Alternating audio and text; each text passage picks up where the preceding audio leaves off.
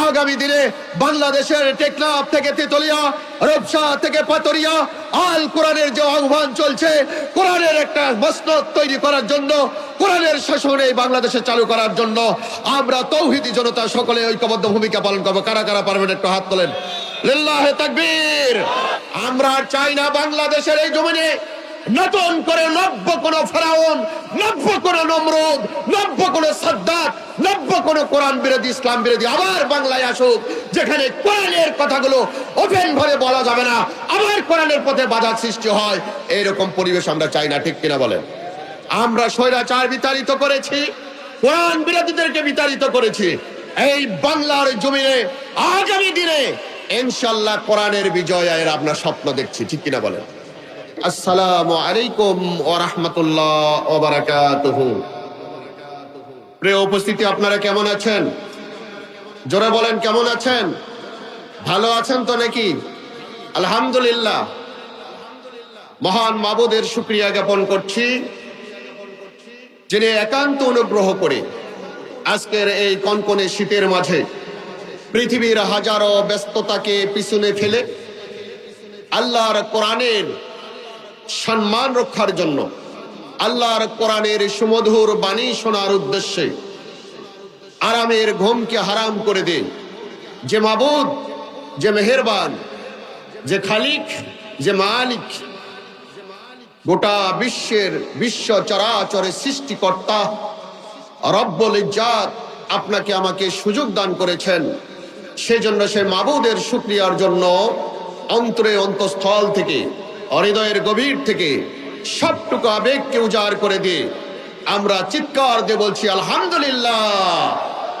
রব্বানা লাকাল হামদ হামদান কাসীরান তাইয়্যিবান মুবারাকান ফি, ইয়া রাব্বি লাকাল হামদ কামা ইয়ামবাগি লিজালালি ওয়াজহিক ওয়া আযীমি সুলতানিক।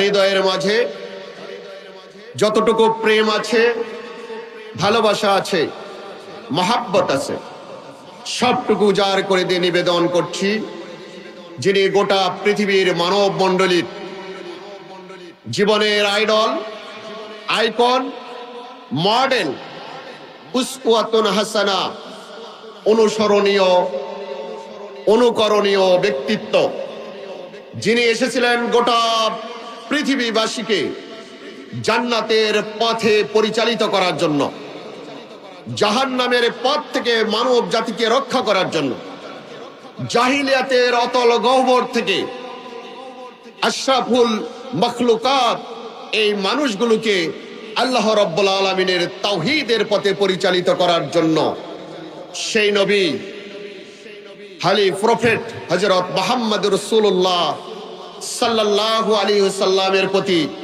আমরা শ্রদ্ধা জ্ঞাপন করছি, ভালোবাসা নিবেদন করছি, দরুদ ও তাসলিম পাঠাচ্ছি। আমরা সকলেই অন্তরের অন্তঃস্থল থেকে, হৃদয়ের গভীর থেকে সবটুকু আবেগকে উজাড় করে দিয়ে আমাদের রসুলের প্রতি শ্রদ্ধা জ্ঞাপন করি, দরুদ ও তাসলিম পেশ করি। সকলেই পড়ছি সাল্লাল্লাহু আলাইহি ওয়াসাল্লাম। প্রিয় ভাইরা, আমরা এসেছি আল্লাহ রাব্বুল আলামিনের কোরআন শুনতে, ঠিক কিনা বলেন? আজকে যদি এখানে বসে বক্তা যেই আসুক, উনি যদি ওনার বাবা, ওনার দাদা, ওনার নেতা, এই সমস্ত ব্যক্তিদের জীবন কাহিনী বলা শুরু করে, আমরা কি এই মাহফিলে থাকবো? বলেন তো থাকবো কেন? আমরা বক্তার বাপ দাদার কিচ্ছা কাহিনী শোনার জন্য আসিনি। বক্তা যেই দল করে সেই দলের নেতার কাহিনী শোনার জন্য আসিনি, ঠিক না বলেন? আমরা কার কথা শোনার জন্য আসছি? আমরা শুনতে এসেছি আপনার আমার মালিক, আপনার আমার খালিক রব্বুল আলামিনের কথা, ঠিক কিনা? রব্বুল আলামিন তার প্রেরিত রাসূল নবী মুহাম্মদ রাসূলুল্লাহ সাল্লাল্লাহু আলাইহি সাল্লাম, আমরা তার কথা শোনার জন্য আসছি। প্রিয় ভাইরা, আমরা কোরআন থেকেই কথা বলবো ইনশাআল্লাহ। আমি আপনাদের সামনে ভূমিকাতে যে আয়াতটি উপস্থাপন করেছি, সে আয়াতটি হলো সূরা জুমারের 53 নম্বর আয়াত। এটা একটু মুখস্থ নিতে হবে। কি সূরা? সবাই বলেন কি সূরা? আচ্ছা, সূরার নাম বললে কি সওয়াব আছে না গুনাহ আছে? সূরার নামগুলো কোরআনের মধ্যে আছে না ভাই? কোরআনুল কারীম তেলাওয়াত করলে প্রত্যেক অক্ষরে কয়টা নেকি? জোরে বলেন কয়টা নেকি? 10টা নেকি, তাই না? তাহলে এই কোরআনের মধ্যে এই সূরার নামটা আছে। এই সূরার নাম লিখতে গিয়ে প্রত্যেকটা অক্ষর, যে কয়টা অক্ষর লেগেছে, এই কয়টা অক্ষর যদি আমরা উচ্চারণ করে সূরার নামটা বলি, তাহলে প্রত্যেক অক্ষরে অক্ষরে আল্লাহ রাব্বুল আলামিন আপনাকে, আমাকে, আপনার, আমার আমলনামার মধ্যে 10টা করে নেকি লিখে দিবেন। জোরে বলেন মারহাবা। এটা কি আমরা চাই না? তাহলে বলেন তো, আমি কি সূরার নাম বলেছি? সূরা জুমার। এই সূরা 53 নম্বর আয়াত। আয়াত নম্বর কত? 53 নম্বর। আল্লাহ রাব্বুল আলামিন এই আয়াতে কারিমায় পৃথিবীর সমস্ত মানুষগুলোকে লক্ষ্য করে বললেন, হে পৃথিবীর মানুষগুলো শুনে রাখো, আমি আমার নবীর মাধ্যমে তোমাদেরকে একটি মেসেজ শোনায়ে দিচ্ছি। বিশ্ব নবীকে লক্ষ্য করে আল্লাহ রাব্বুল আলামিন বলেছেন, কুল, হে নবী আপনি বলেন, ইয়া ইবাদিয়াল্লাযীনা আসরাফু, হে নবী আপনি বলুন, হে আল্লাহর বান্দারা, আসরাফু, তোমরা যারা বাড়াবাড়ি করেছো, আলা আনফুসিহিম, তোমাদের নফসের উপরে। কি বলেন, আমরা কি আমাদের নফসের উপরে বাড়াবাড়ি করছি কিনা? করছি না ভাই? বিবেক বলে এই কাজ করা যাবে না, কিন্তু বিবেকের বিরুদ্ধে আমরা কাজ করছি কিনা?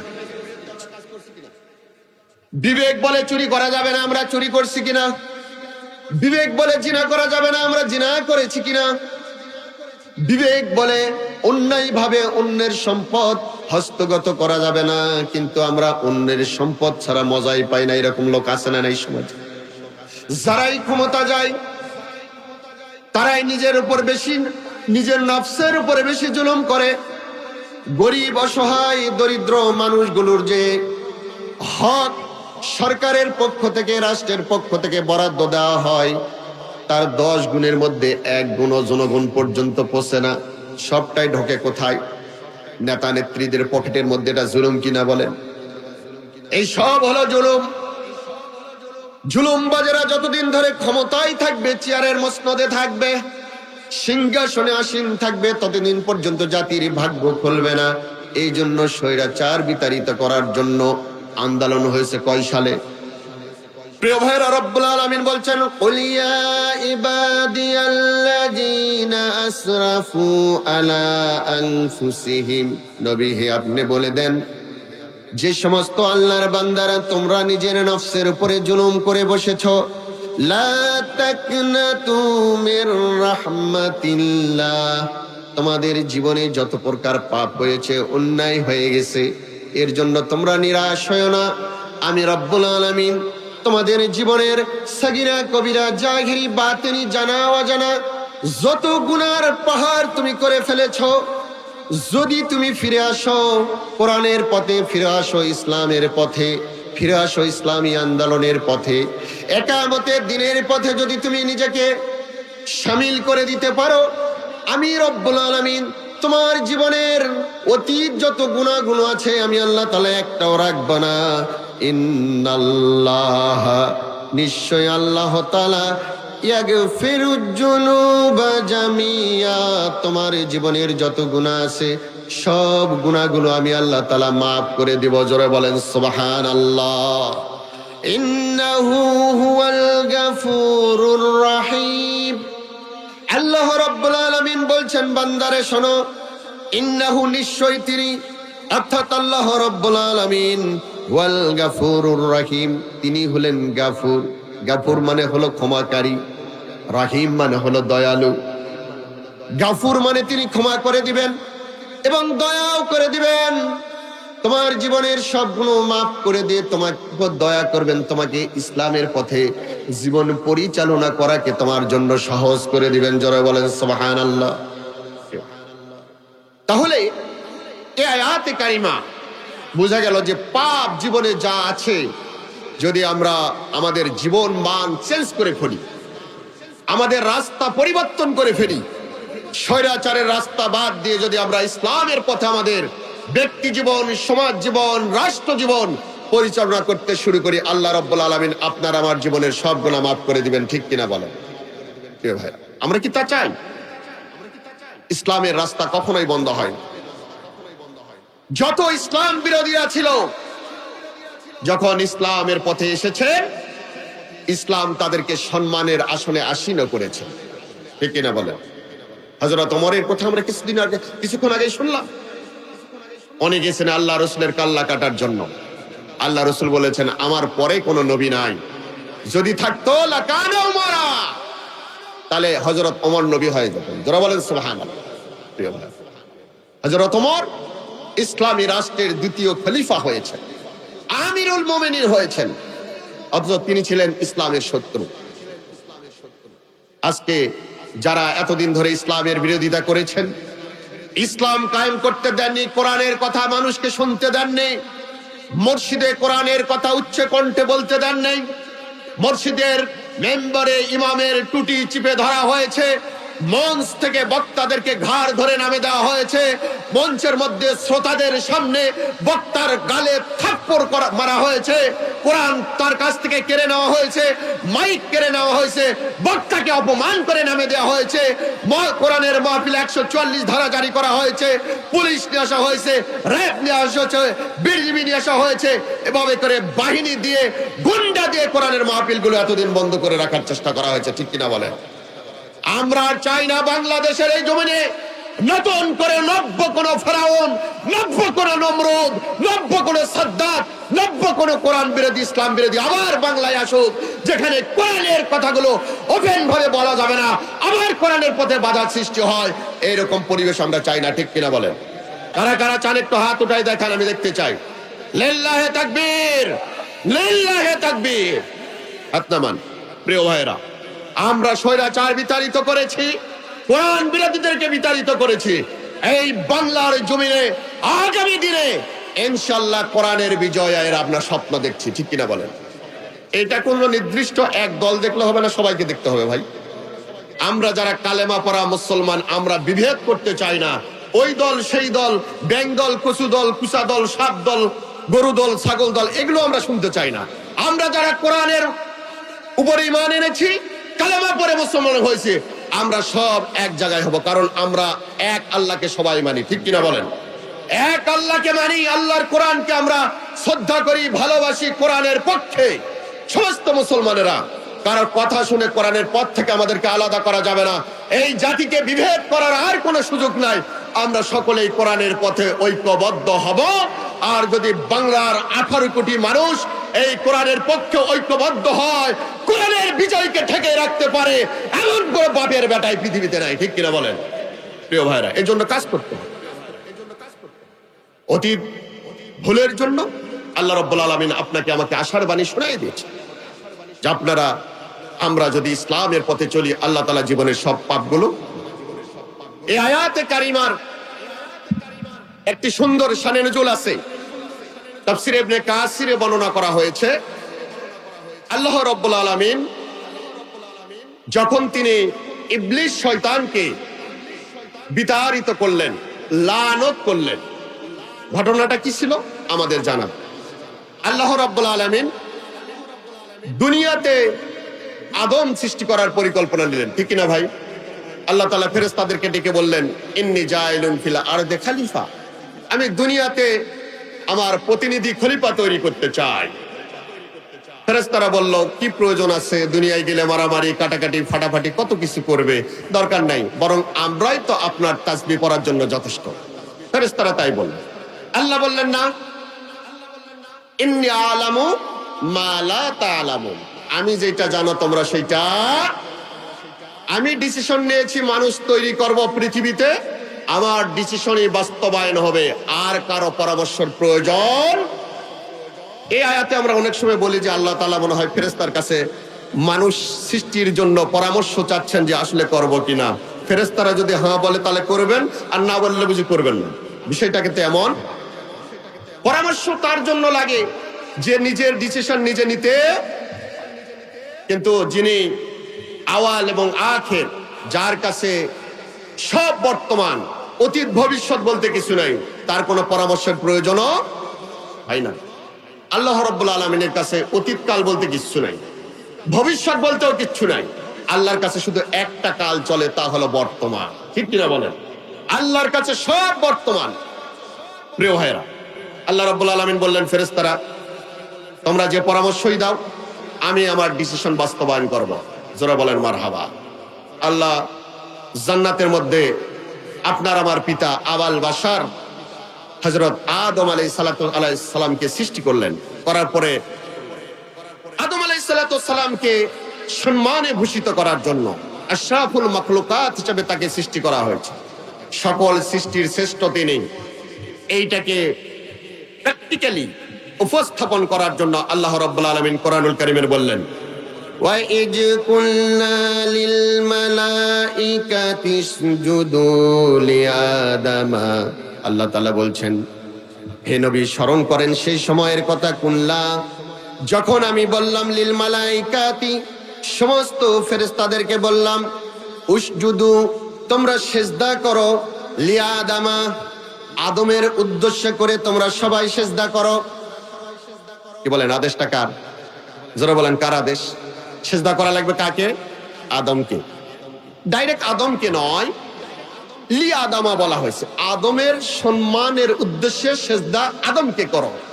আল্লাহ ছাড়া কাউকে সিজদা করা জায়েজ আছে? ফেরেশতারাও আল্লাহকে সিজদা করবে, গাছও আল্লাহকে সিজদা করবে, জীব জন্তু পশু পাখি যা আছে সব সিজদা করবে কারে? না মাজারে? কোথায় করবে?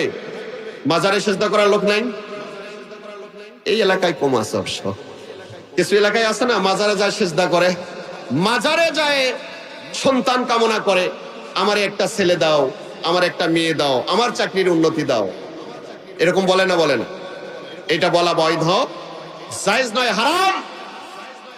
সমস্ত সৃষ্টিজীব সিজদা করবে শুধুমাত্র আল্লাহ রাব্বুল আলামিন। আল্লাহ রাব্বুল আলামিন ফেরেশতাদেরকে ডাক দিয়ে বললেন, উসজুদু লিআদামা ফাসাজাদু ইল্লা ইবলিসা। সবাই সিজদা করলো ইল্লা ইবলিসা, একমাত্র একজন বেঁকে বসলো, তার নাম হলো কি? মিস্টার ইবলিস। ও সিজদা করলো না। আল্লাহ বলল, কেন তুমি সিজদা করলে না?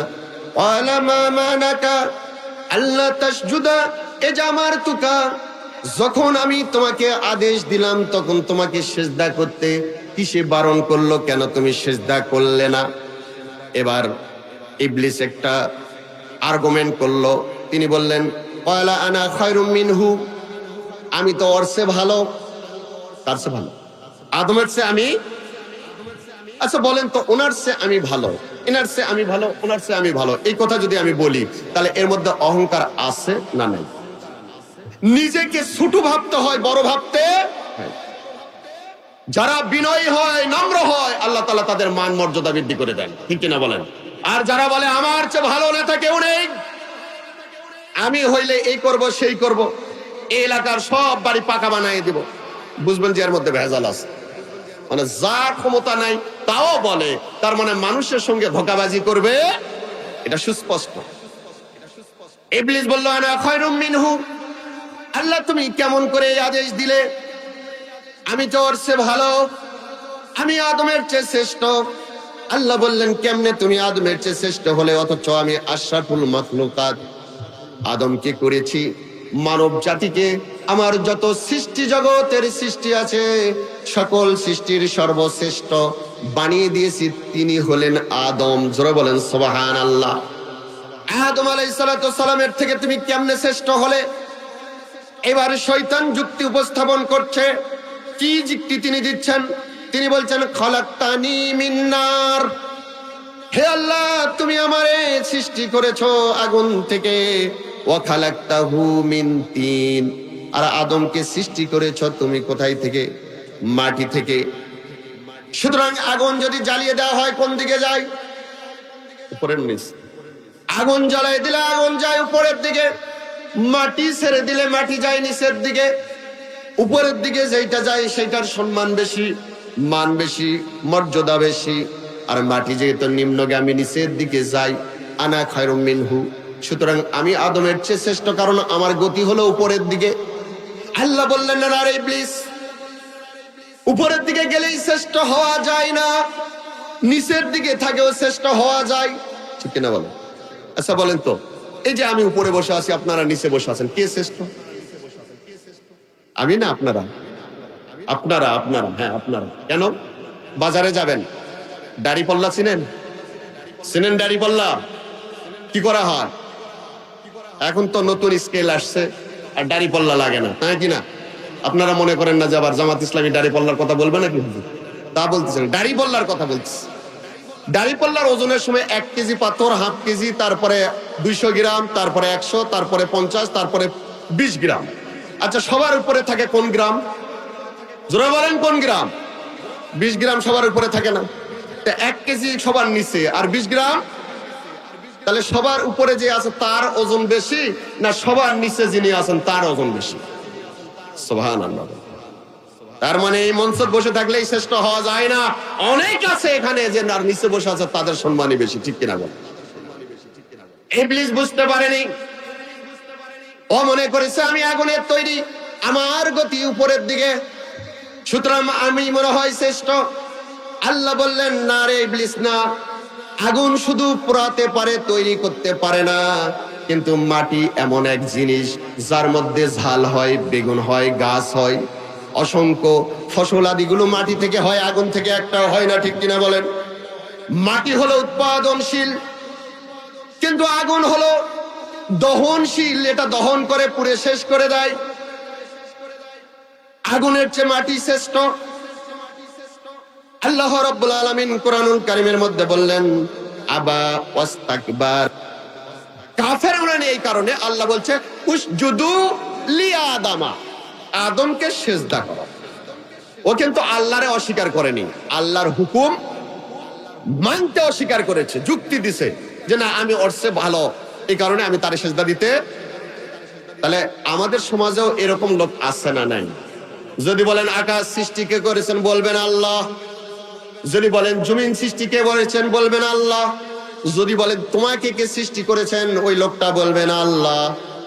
তিনি কে যদি বলা হয় 5 ওয়াক্ত নামাজ কে ফরজ করেছেন, বলবেন আল্লাহ। সিয়াম কে দিয়েছেন, বলবেন আল্লাহ। যাকাত দিতে কে নিষেধ নির্দেশ দিয়েছে, বলবেন আল্লাহ। যদি বলা হয় তাহলে সমাজ এবং রাষ্ট্র পরিচালনার ক্ষেত্রে আইন দেওয়ার মালিক কে, তখন কি আল্লাহ বলবে? তখন বলবেন না, ব্রিটিশ। কে আইন মানি? কার? আমরা কার আইন মানি? আমরা নামাজ পড়া অনেক লোক আছে এই সমাজে, যাকাত দেওয়ার লোক আছে, অভাব নাই। কোরআন তেলাওয়াত করার লোক আছে, অভাব নাই। মাদ্রাসায় মাদ্রাসায় তেলাওয়াত হয়, হাফেজিয়া মাদ্রাসায় তেলাওয়াত হয়, জুমার দিনে কোরআন তেলাওয়াত হয়, জুমা মসজিদ থেকে 5 ওয়াক্ত নামাজ কোরআন থেকে তেলাওয়াত করা হয়। কিন্তু আল্লাহর এই কথা যখন স্মরণ করে দেওয়া হয়, আল্লাহ রাব্বুল আলামিন বলেছেন, ইনিল হুকমু ইল্লা লিল্লাহ, আইন চলবে শুধুমাত্র আল্লাহর, হুকুম চলবে আল্লাহর। আন্নাল কুওয়াতা লিল্লাহি জামিআ, সকল ক্ষমতার উৎস কোন মানুষ নয়, সকল ক্ষমতার উৎস হলেন আল্লাহ। জোরে বলেন সুবহানাল্লাহ। আলা লাহুল খালকু ওয়াল আমর, আদেশ দেবার মালিক তার, সৃষ্টি যা। সুবহানাল্লাহ। প্রিয় ভাই, তাহলে এই জায়গাতে দ্বিমত আছে না নাই ভাই? সব মানি, আল্লাহর আইন দিয়ে সমাজ চলুক, আল্লাহর আইন দিয়ে কোর্ট চলুক, আল্লাহর আইন দিয়ে কাচারি চলুক, আল্লাহর আইন দিয়ে ব্যাংক চলুক, আল্লাহর আইন দিয়ে বিমা চলুক, আল্লাহর আইন দিয়ে সমাজ চলুক, আল্লাহর আইন দিয়ে ইউনিয়ন পরিষদ চলুক, আল্লাহর আইন দিয়ে উপজেলা চলুক, আল্লাহর আইন দিয়ে জেলা চলুক, আল্লাহর আইন দিয়ে সংসদ চলুক, ক্যাবিনেট চলুক, আন্তর্জাতিক গোটা পৃথিবীতে আল্লাহর এই কোরআনের বিধান পরিচালিত হোক, কোরআন দ্বারা এই গোটা পৃথিবী পরিচালিত হোক। এইটা যখন বলা হয় তখন বলে এইটা কি আর সম্ভব? এরকম আছে না নাই? বলেন তো, এগুলা কি মুসলমান? জোরে বলেন, মুসলমান? এই কথা যিনি বলবেন আল্লাহর কোরআন দেখি আর এইটা সম্ভব, এ কি মুসলমান হবে? মনে হয় আপনারা আমার উপর রাগ করতেছেন। নাম্বার দিবেন না দিবেন না? নামতে দিবেন তো নাকি? প্রিয় ভাইরা, তাহলে আল্লাহর কোরআন হলো সকল সমস্যার সমাধান। আল্লাহর কোরআনকে আমরা স্বীকার করি, আল্লাহ সৃষ্টিকর্তা মানি, আল্লাহ যে হুকুমদাতা, আইনদাতা, বিধানদাতা, এইটা আমরা মানি না। তখন আমরা বলি ওই ব্রিটিশেরা যে আইন দিয়ে গেছে এইটা দিয়ে আমাদের কোর্ট কাছারি চলে, বিচার ওখানে হয়। ইহুদিরা যে সুদী ব্যবস্থা চালু করে গেছে এইটা দিয়ে আমাদের দেশের অর্থনৈতিক ব্যবস্থা চলে, ঠিক কিনা বলেন? এইটা এভাবেই থাকবে না, এটা পরিবর্তন করার দরকার আছে। পরিবর্তন কিসের মাধ্যমে হবে? আল কোরআনের রাজ কায়েমের মাধ্যমে হবে। কোরআন যারা ভালোবাসে, কোরআনের সমাজ কায়েমের জন্য যারা চেষ্টা সংগ্রাম লড়াই করছে, তাদের সঙ্গে যখন এক হয়ে আমরা ময়দানে ভূমিকা পালন করব, বাতিল চুতরে যাবে, হক প্রতিষ্ঠিত হবে, ঠিক কিনা বলেন? আপনারা সে হকের সঙ্গে আছেন? ইবলিস কিন্তু আল্লাহকে অস্বীকার করে নাই। আল্লাহ যে সৃষ্টিকর্তা, এ ব্যাপারে ইবলিসের কোনো দ্বিমত ছিল না। আদমকে আল্লাহ সৃষ্টি করেছেন, এ ব্যাপারেও দ্বিমত নাই। আল্লাহকে সিজদা করার জন্য ইবলিস 1 কোটি বার রাজি ছিলেন, আল্লাহকে সিজদা দেওয়া লাগবে, এ ব্যাপারে সে একমত।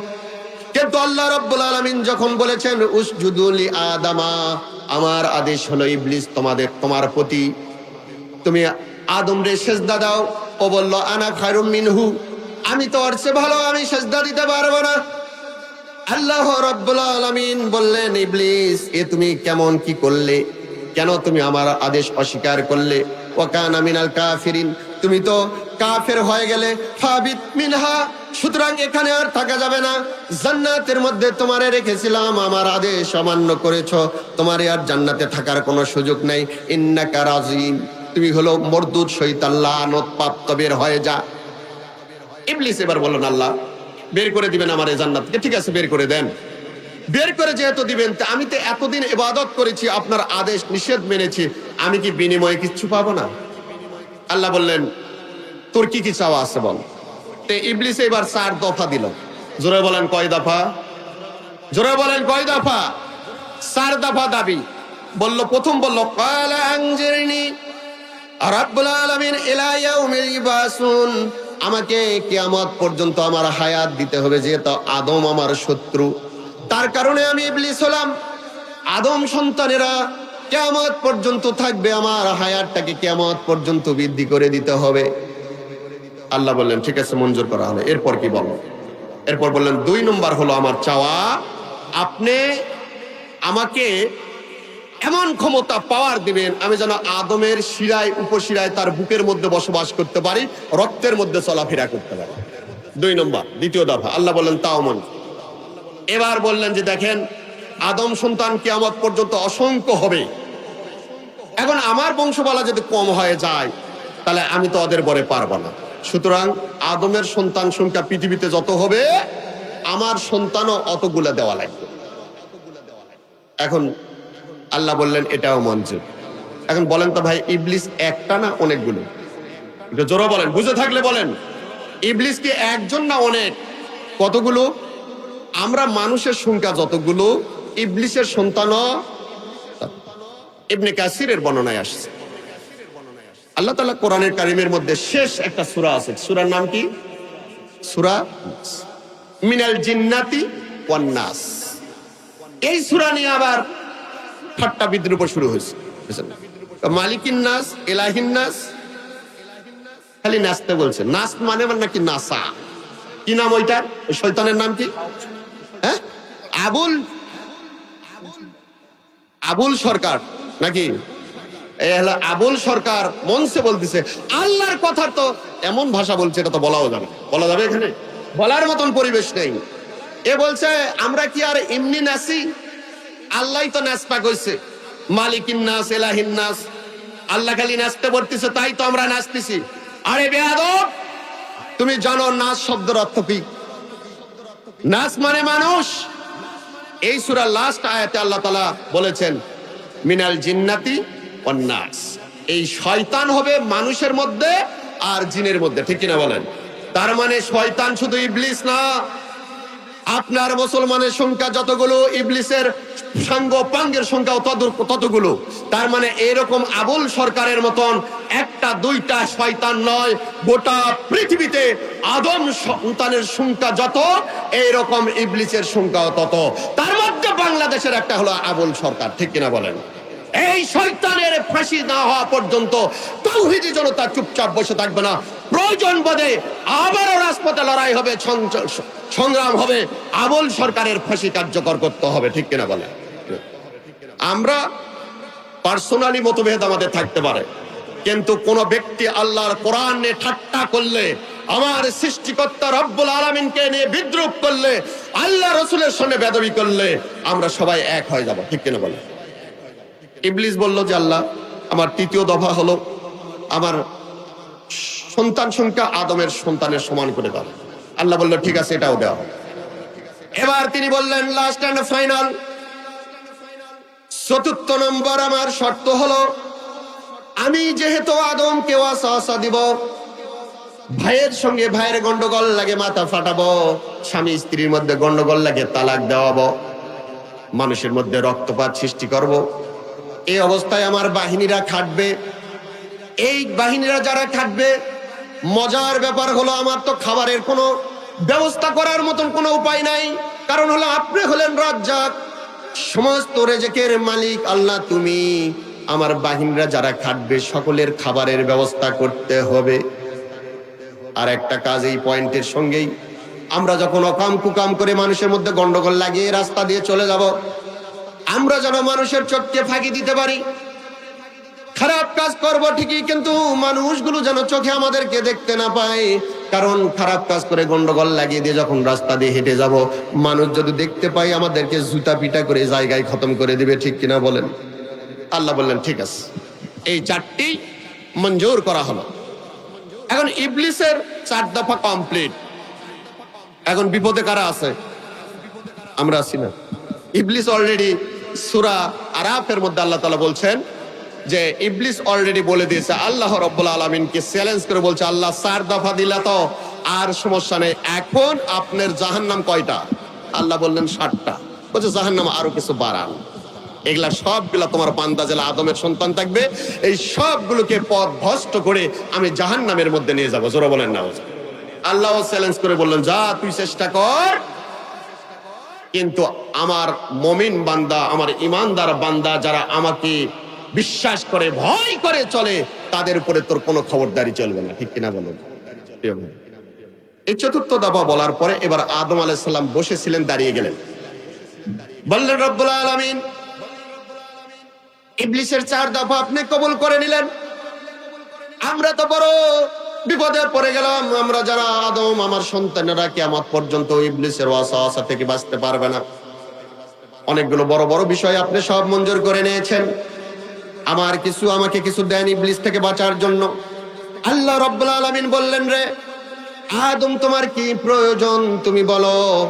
আদম আলাইহিস সালাতু সালাম বললেন, আপনি ইচ্ছা মতন যা মনে চায়, শয়তানকে পরাস্ত করার জন্য যা মনে চায় আপনি আমারে দিয়ে দেন। যারা বলেন সুবহানাল্লাহ। ইবলিস চাইছে, কিন্তু আদম নির্দিষ্ট করে চায়নি, আল্লাহকে বলছে, আল্লাহর উপর ছেড়ে দিয়েছে, আল্লাহ এই ইবলিসের কাছ থেকে বাঁচার জন্য আপনি যেটা ভালো মনে করেন আমাকে সেইটা দান করেন।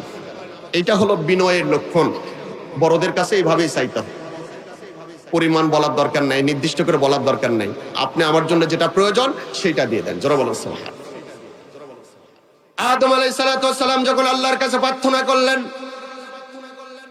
আল্লাহ রাব্বুল আলামিন বললেন, রে ফেরেশতারা, একজন আদম সন্তান জন্ম হবার সঙ্গে সঙ্গেই ওই আদম সন্তানের সঙ্গে একজন ফেরেশতা নিয়োজিত করে দাও, শয়তানের সমস্ত ফের থেকে বাঁচার জন্য।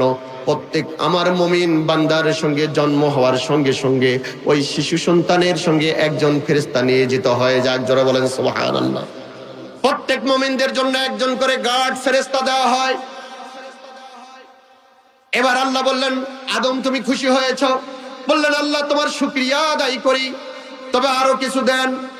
এবার আল্লাহ রাব্বুল আলামিন বললেন, ফেরেশতারা আমার আদম আরো কিছু চাই, তোমরা এক কাজ করো, আদম সন্তানেরা যদি কোনো পাপ করে পাপটা লেখো না, ফজরের সময় যদি পাপ করে অপেক্ষা করো, তওবা করতে পারে আমার গোলাম আদমের সন্তান, তওবা করতে পারে, জোহর পর্যন্ত অপেক্ষা করো। জোহর পর্যন্ত অপেক্ষা করার পরেও যদি এই লোকটা তওবা করে ফিরে না আসে, আল্লাহ বললেন আরো অপেক্ষা করো, আসর পর্যন্ত অপেক্ষা করো, হয়তোবা আসর সালাতের সময় যায় তওবা করে ফেলতে পারে। ঠিক কিনা বলেন? এরপরে আসরের নামাজ পার হয়ে যায়, আল্লাহর বান্দা তাওবা করে না। আল্লাহ বলবেন এখনো পাপ লেখা যাবে না রে। ফেরেশতারা অপেক্ষা কর মাগরিবের ওয়াক্ত পর্যন্ত। মাগরিবের সময় লোকটা তওবা করতে ভুলে গেছে। এবার ইশার ওয়াক্ত হয়ে যায়, ইশার সময় লোকটা তওবা করেনি। এবার ফেরেশতারা বলে রব্বুল আলামিন, আপনার গোলাম তো দীর্ঘ সময় পার হয়ে গেল, তওবা করলো না। আল্লাহ রাব্বুল আলামিন বলবেন পাপ করেছিল কখন? বলেছে ফজরের সময়। ফজর পর্যন্ত অপেক্ষা কর। আমার বান্দা সারাদিনে কর্মব্যস্ততায় হয়তো তওবা করতে সুযোগ পায় নাই। রাতের বেলা ঘুমের মধ্যে মাথাটা ফ্রেশ হয়ে যাবে, হয়তো পাপের কথা মনে হবে, ফজরের সময় যাই তওবা করতে পারে। ফজরের সময় নামাজ আদায় করা হয়ে গেল, এরপরেও যখন লোকটা তওবা করলো না, এরপরে আল্লাহ রাব্বুল আলামিন ফেরেশতাদেরকে ডাক দিয়ে বলে এখনো যদি তওবা না করে, আমার বান্দার আমলনামায় একটা পাপের জন্য শুধুমাত্র একটা পাপ লিখবা, অতিরিক্ত লেখা যাবে না। একটা পাপের জন্য একটা। আর যদি পাপের নিয়ত করে থাকে, নিয়তের জন্য কোনো পাপও লেখা যাবে না। 24 ঘন্টা অতিবাহিত হবার পরে একটা পাপের জন্য একটা গুনাহ লিখে দিবে আমলনামায়। এরপরেও অপশন রেখে দিলাম, আমার বান্দা যতদিন পরে মনে হবে, যখনই তওবা করবে, আমি আমার গোলামের তওবা তখনই কবুল করে নিব। যারা বলেন সুবহানাল্লাহ। এই জন্য রব্বুল আলামিন বলেছেন কুল ইয়া ইবাদিয়াল্লাযীনা আসরাফু আলা আনফুসিহিম লা তাকনাতু মির রাহমাতিল্লাহ ইন্নাল্লাহা ইয়াগফিরুয যুনুবা জামিয়া। আল্লাহ রাব্বুল আলামিন বলেছেন বান্দারে নিরাশ হোস না। যত পাপ তোমার জীবনে আছে, তুমি যদি খাঁটি দিলে তওবা করতে পারো, আমি রব্বুল আলামিন তোমার জীবনের সব পাপগুলো আমি নিমিষে শেষ করে দেব। তোমার জন্য কোনো টেনশন নাই। এরপরে আল্লাহ তাআলা আদম আলাইহিস সালাম দাঁড়িয়ে বললেন রব্বুল আলামিন আরো কিছু আমারে দান করো। আল্লাহ বললেন যাও যাও, তোমার সন্তানেরা যদি সওয়াবের কোনো কাজ করে, হে ফেরেশতারা, আদম সন্তানের জন্য আমার ঘোষণা হলো, পাপের জন্য 24 ঘন্টা সময় পাবে, জীবন পর্যন্ত সময় পাবে। কিন্তু সওয়াব যদি একটা করে ফেলে, একবার যদি কোনোভাবে বলে ফেলে আল্লাহ, জোরে বলেন আল্লাহ, একবার জোরে গালা ছেড়ে দিয়ে বলেন আল্লাহ, একবার যদি বলে আল্লাহ, আরেকবার যদি বলে ইয়া মালিক, যদি বলে ইয়া রাব্বাল আলামিন, দেরি করিস না, কোনো ঘন্টা টন্টার দরকার নাই। একবার আল্লাহ বলার সঙ্গে সঙ্গে, সেটা দিনের বেলা বলুক, রাতের বেলা বলুক, সেটা তাহাজ্জুদের মুহূর্তে বলুক, আর যে জায়গা থেকেই বলুক না কেন, যখনই বলবে তখনই সঙ্গে সঙ্গে একটা সওয়াব লিখে দিবা। সুবহানাল্লাহ। একটা সওয়াব লিখে দিবা, ওর সঙ্গে প্লাস দিয়ে 9 করে দিবা। 1 + 9 কত হয়? 10 হয়ে গেল। আল্লাহ রাব্বুল আলামিন বললেন একটার জন্য 1 থেকে 9 যোগ সমান সমান 10। শুধু 10 পর্যন্ত রাখিস না, এটাকে বাড়াতে বাড়াতে আমি রব্বুল আলামিন 700 পর্যন্ত বৃদ্ধি করে দেব। যারা বলেন আল্লাহু আকবার। আদম আলাইহিস সালাম বললেন যে আল্লাহ হয়নি, আরো কিছু লাগবে। আরো লাগবে। সুবহানাল্লাহ। আল্লাহ রাব্বুল আলামিন বললেন আর কি লাগবে রে আদম, তোমার কি লাগবে বলো? বললো আল্লাহ আমি তো আগেই বলেছি কিচ্ছু চাইবো না, তোমার যা খুশি হয় তুমি আমারে দান করে দাও। এবার আল্লাহ রাব্বুল আলামিন বললেন আদম ঠিক আছে যাও, তোমার সন্তানদের জন্য আমি একটা অপশন রাখলাম, মৃত্যুর গড়গড়ানি শুরু হওয়ার আগ পর্যন্ত ইবলিস তোমার সন্তানদের পিছনে লেগে 40 বছর 50 বছর ধরে চেষ্টা করেছে পাপের কাজে লিপ্ত করার জন্য। ওই যে কলেজের গেটে যুবক ছেলেরা দাঁড়িয়ে থাকে প্রেমের আশায়, থাকে না থাকে না, কেউ যদি বের হয় বাঙালি কোন হুর, সেই আশায় 12 বছর ধরে চেষ্টা করতেছে। 12 বছর পরে বলছে যে কি অবস্থা, বলছে ভাই কেবল বসিতে এক ঠোকর দিল। এভাবে করে পাপের জন্য প্রস্তুতি নেয় আদম সন্তানগুলো। ইবলিস তার পিছে লেগে যায়, আকর্ষণী করে তোলে, দুনিয়ার সুশোভিত করে তোলে। তন্ন তরুণী নব যৌবনের পিছনে ঘুর ঘুর করে যুবকেরা। এভাবে করে অনেক বছর পার হয়ে গেল। কোন একটা পাপকে টার্গেট করে ফিল আপ করার জন্য 1 বছর 2 বছর নয়, 1 যুগ 2 যুগ 3 যুগ 5 যুগ যতদিন পরে ওই পাপের মধ্যে লিপ্ত হয়ে যায়, অথবা ভুলেই গেছে সারা জীবন শুধু ইবলিসের রাস্তায় চলেছে, শয়তানি পথে চলেছে, মানব রচিত বিধানকে কায়েম করার জন্য মিছিল করেছে, মিটিং করেছে, সারা জীবন ইসলামের পথে চলার কোনো সুযোগ পায়নি। বয়স 60-70 হয়ে গেছে, নিরাশ হবার কিচ্ছু নেই। আমি রব্বুল আলামিন 60 বছর পরে আমার বান্দার মনে হয়েছে, আরে আল্লাহ আমারে সৃষ্টি করলেন, আমি তো আল্লাহর ইবাদত করতে পারলাম না, সারা জীবনটা শুধু শয়তানের পথে পরিচালিত করলাম, মানব রচিত বিধানের দিকে পরিচালিত করলাম, এভাবে চলতে দেওয়া যায় না। 60 বছর পরে আমার বান্দার মনে হয়েছে আমার কথা। গভীর রাত্রিতে ঘুম ভেঙে গেছে, বান্দা প্রমিস করেছে, নিয়ত করেছে, রুমের মধ্যে কেউ ছিল না, অন্ধকার ঘরের মধ্যে নিয়ত করলেন, রব্বুল আলামিন আজ থেকে নিয়ত করলাম তোমার কোরআনের বিরুদ্ধে আচরণ করব না, আজ থেকে আমার জীবনকে ইসলামের পথে পরিচালিত করব। 60 বছর ধরে যে মুরব্বীটা পাপ করে আসছে, 60 বছর পরে অন্ধকার ঘরে যখন বলেছেন আল্লাহ আস্তাগফিরুল্লাহ রাব্বি মিন কুল্লি জামবিন ওয়া তুবু ইলাইহি, আল্লাহ আমার জীবনের সব পাপগুলো মাফ করে দাও, আগামীকাল থেকে আমার জীবন চলা শুরু হবে ইসলামের পথে, কোরআনের পথে, কোরআন প্রতিষ্ঠার আন্দোলনের পথে। এই কথা বলতে দেরি আল্লাহ রাব্বুল আলামিন ইবলিসের 60 বছরের চেষ্টায় যত পাপ করে নিয়েছে, আমি রব্বুল আলামিন নিমিষেই তার জীবনের সব পাপগুলো মাফ করে দিই। জোরে বলেন আল্লাহু আকবার। আল্লাহ রাব্বুল আলামিন কোরআনুল কারীমের মধ্যে বলছেন ইল্লা মান তাবা ওয়া আমানা আমিলা আমালান সালিহান। আল্লাহ রাব্বুল আলামিন বলেছেন এরপরে বান্দা যখন তওবা করবে, এরপরে আমল করবে, আমলে সালেহ করবে, ফাউলাইকা বাদদিলুল্লাহু সাইয়্যাতিহিম হাসানা, আমি রব্বুল আলামিন তার 60-70 বছরের জীবনে যত পাপ কালিমা ছিল সমস্ত পাপগুলোকে এক একটা সওয়াব দিয়ে পরিবর্তন করে দেব। যারা বলেন সুবহান, যার জীবনে যত পাপ আল্লাহ রাব্বুল আলামিন তার জীবনটারে তত বেশি সওয়াব দিয়ে পরিপূর্ণ করে দিবেন। যারা বলেন সুবহানাল্লাহ, যদি তওবা করে। প্রিয় ভাই, রিয়াদুস সালিহিন কিতাবের মধ্যে বর্ণনা আসছে, আল্লামা ইমাম নববী রহমতুল্লাহি আলাইহি বলছেন, আল্লাহ রসুলের একটি হাদিস বর্ণনা করছেন যে আল্লাহ রসুল বলেন একজন লোক মরুর পথ দিয়ে হেঁটে হেঁটে যাচ্ছিল ঘোড়ার পিঠে চড়ে, হঠাৎ করে উট বা ঘোড়া বেঁধে রেখেছেন গাছের সঙ্গে, খাবারের তার জন্য যে খাবার সেটা উটের পিঠে ছিল। হঠাৎ করে লোকটা ঘুম ধরে গেছে, ঘুম থেকে জেগে দেখে উটও নেই, খাবারও নেই, যতদূর দৃষ্টি যায় তাকায় দেখে কিচ্ছু নেই, কোথায় যেন উট হারিয়ে চলে গেছে। মরুভূমির মাঝখানে লোকটা জীবনের আশা ছেড়ে দিবে, বাঁচার আর কোনো উপায় নাই, মরুর পথে আর বাড়ির দিকে ফিরাও যায় না উট ছাড়া, মরুভূমির জাহাজ হলো, উট হারিয়ে গেছে, খাবারও শেষ, পানিও শেষ, লোকটা জীবনের আশা ছেড়ে দিয়েছে। এরপর যখন তন্দ্রা তন্দ্রা ভাব, হঠাৎ করে পিছনে তাকিয়ে দেখে ওই উটটা ফিরে এসেছে, খাবার নিয়ে, পানি নিয়ে, তার পিঠটা, তার জিহ্বাটা বের করে দিয়ে চাটতেছে। বলেন তো এই লোকটা কেমন খুশি হবে? খুশি হবে না ভাই? যে লোকটা বেঁচে থাকার আশাই ছেড়ে দিয়েছিল, সেই লোকটা বেঁচে থাকার আশা পাইলেন। বিশ্বনবী মুহাম্মদুর রাসূলুল্লাহ সাল্লাল্লাহু আলাইহি সাল্লাম বলছেন, আল্লাহর কোন বান্দা যদি সারা জীবন পাপের কাজ করে, গুনাহের কাজ করে, গুনাহ করতে করতে জীবনটারে শেষ করে দেয়, শেষবারের মতো জীবনের অন্তিম মুহূর্তে যদি এই লোকটা ফিরে আসে, আল্লাহর পথে তওবা করে, আল্লাহ রাব্বুল আলামিন ওই লোকের চেয়ে বেশি খুশি হন যে লোক তার খাবার হারিয়ে ফেলেছিল, উট হারিয়ে ফেলেছিল। এরপরে যখন উট ফিরে পাইলো, খাবার ফিরে পাইলো, পানি ফিরে পাইলো, এই লোকটা যত না খুশি হয়েছেন তার চেয়েও বেশি খুশি হবেন আল্লাহর কোন বান্দা যদি ইসলামের পথে ফিরে আসেন। যারা বলেন সুবহানাল্লাহ। প্রিয় ভাইরা, আমি যতটুকু আলোচনা করেছিলাম, আলোচনার মূল থিম হলো আমাদের অতীত ভুল ত্রুটি যা হয়েছে আমাদেরকে তওবা করতে হবে, ঠিক কিনা বলেন? আপনারা তওবা করতে রাজি আছেন?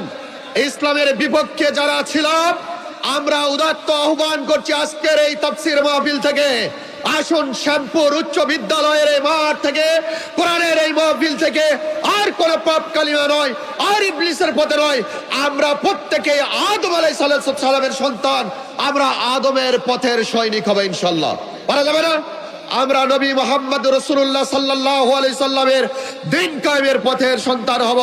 আল্লাহ রাব্বুল আলামিন আমাদেরকে সবাইকে কোরআনের জন্য, এই ইসলামের জন্য আগামী দিনে বাংলাদেশের টেকনাফ থেকে তেতুলিয়া, রূপসা থেকে পাতরিয়া আল কোরআনের যে আহ্বান চলছে, কোরআনের একটা মসনদ তৈরি করার জন্য, কোরআনের শাসন এই বাংলাদেশে চালু করার জন্য আমরা তৌহিদি জনতা সকলে ঐক্যবদ্ধ ভূমিকা পালন করব। কারা কারা পারবেন একটু হাত তোলেন। লিল্লাহে তাকবীর, লিল্লাহে তাকবীর। আল ইসলাম জিন্দাবাদ, আল ইসলাম জিন্দাবাদ। আল কোরআনের আলো সংসদে জালো, দেখছেন হুজুর, দেখছেন কিছু কিছু ভাইরা হাত তোলেনি, দেখছেন হুজুর, সবাই চাচ্ছে না কোরআনের বিধান। যারা হাত তোলেনি তারা কোরআনের বিধান চাচ্ছে না। দেখি কে কে হাত নিবে, দেখেন ভালো করে ছবি তুলে রাখুন, পরে দেখা যাবে যে কোরআনের পক্ষে নয় কারা কারা। আমরা কালেমা পড়া মুসলমান, আমি কথার শুরুতেই বলেছি, আমরা যারা কালেমা পড়েছি আমাদের পরিচয় কোনো রাজনৈতিক দল নয়, আমাদের পরিচয় হলো আমরা মুসলমান তৌহিদবাদী, ঠিক কিনা বলেন? আমাদের সকলের দায়িত্ব হলো আল্লাহর কোন আর কারো দলের জন্য পাঠায়নি, মানব জাতির হেদায়েতের জন্য পাঠাইছেন। আমরা এই কোরআনকে আগামী দিনে সংসদে কায়েম করবো ইনশাল্লাহ। আল্লাহ তাআলা তৌফিক দান করুন। ওমা তাওফিক ইল্লা বিল্লাহ।